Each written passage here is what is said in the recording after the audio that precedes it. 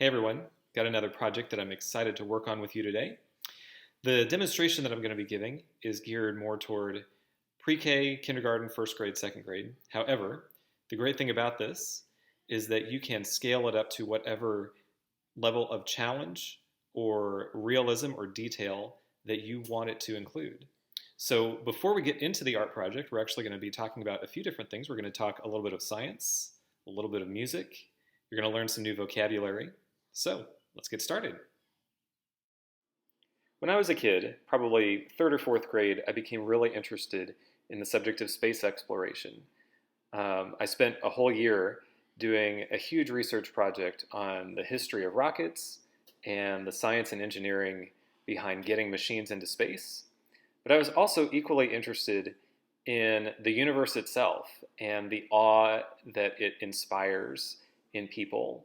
The fact that humans have always looked to the heavens and seen the glory of God reflected in the universe. It was that belief in that universal harmony that drove cultures like the Greeks and many cultures after them to look at the stars, to record their movements, to design better and better ways through telescopes and machines and eventually rockets to explore the universe and the way that it works. But when I had my first experiences having my own little telescope in my backyard and pointing it up at the sky, I discovered that I experienced a really very unexpected feeling. When I first got a telescope and I took it out to my backyard and I pointed it up at the moon, which was about the only thing that it could really see clearly, um, I could see all this fascinating detail that I could only have looked at in books up to that point. And it was an awe-inspiring experience, but I also felt this sense of like it was a little bit scary. Um, and that was unexpected. And it wasn't until my adult life that I discovered that there was a concept, a word for that, that was really quite prevalent up until the 18th century. Something that artists in the 18th century especially thought about was the idea that something could be both beautiful and terrifying. And that word is sublime. We don't really think of that word having that meaning anymore.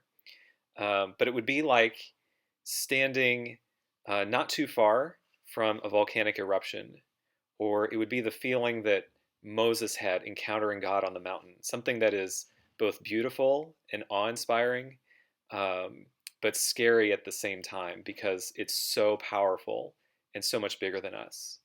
And I wonder if that's what Galileo felt at all when he discovered for the first time uh, the first four of Jupiter's moons.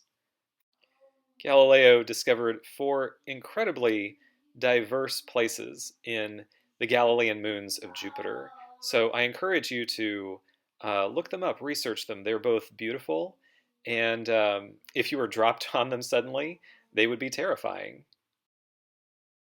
Okay, so let's get down to the project.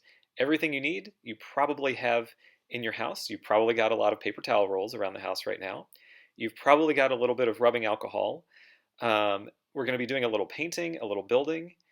Any kind of paint that you have will probably work, whether it's watercolor paints or tempera paints. You can also create your own paints by using some food coloring. You might turn it into an experiment, see what works best for you. But it all depends on how watery your paint is to get the right result. So you're probably going to wind up doing a few different versions of the painting before you find a combination that really works well for you.